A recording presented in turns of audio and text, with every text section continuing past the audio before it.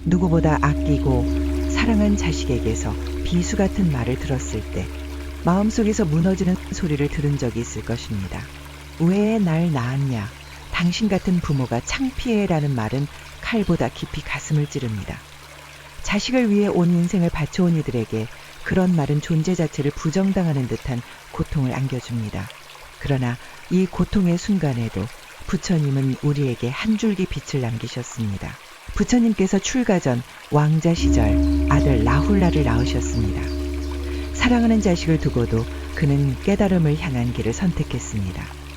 이후 수행 중에도 라훌라를 다시 만난 부처님은 감정이 휘둘리거나 후회하지 않으셨습니다. 오히려 자식에게 가장 깊은 자비의 마음으로 진리와 지혜를 가르쳐 주셨습니다. 너의 행동이 곧 너의 미래다.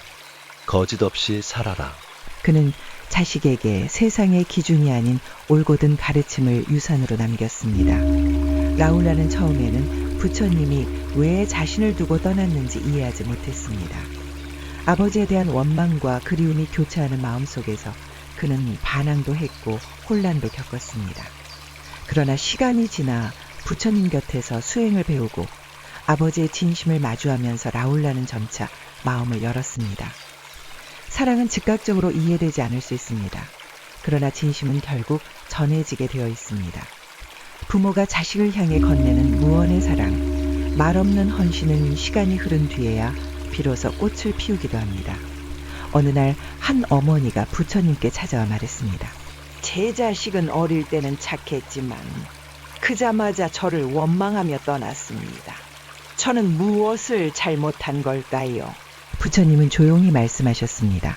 사람이 사람에게 마음을 내고 그 마음이 오래 머무르지 않는 것은 바람이 구름을 몰고 가듯 인연이 흘러가는 까닭입니다.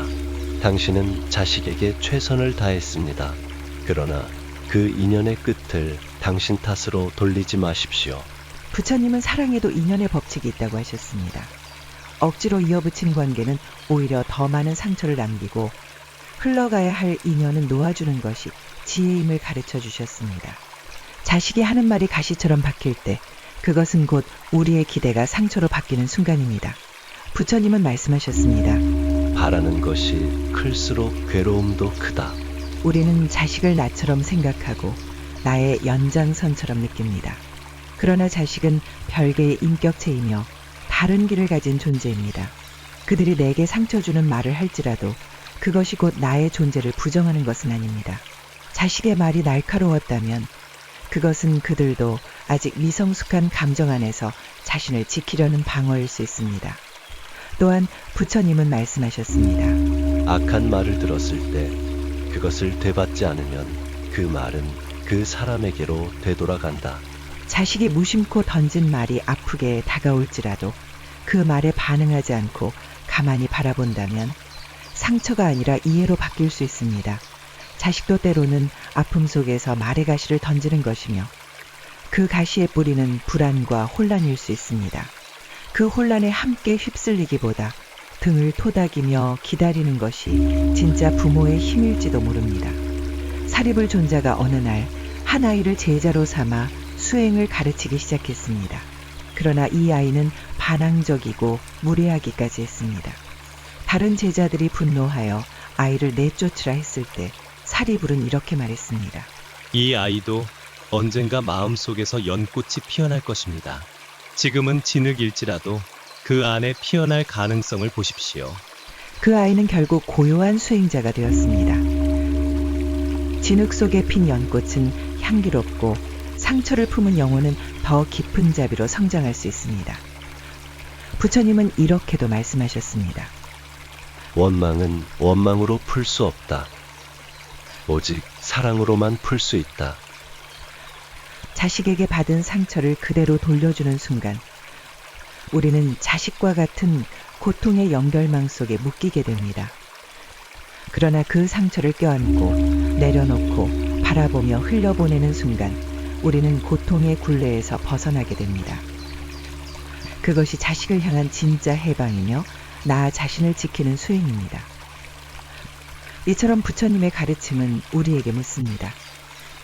자식의 말 한마디에 내 존재가 흔들리는 것은 내가 나를 바라보는 눈이 자식을 통해 비춰지고 있기 때문이 아닐까요? 이제는 자식의 시선이 아닌 부처님의 지혜로 나를 바라보아야 할 때입니다. 내 마음을 지키는 일이야말로 자식을 진정으로 사랑하는 또 하나의 방식입니다.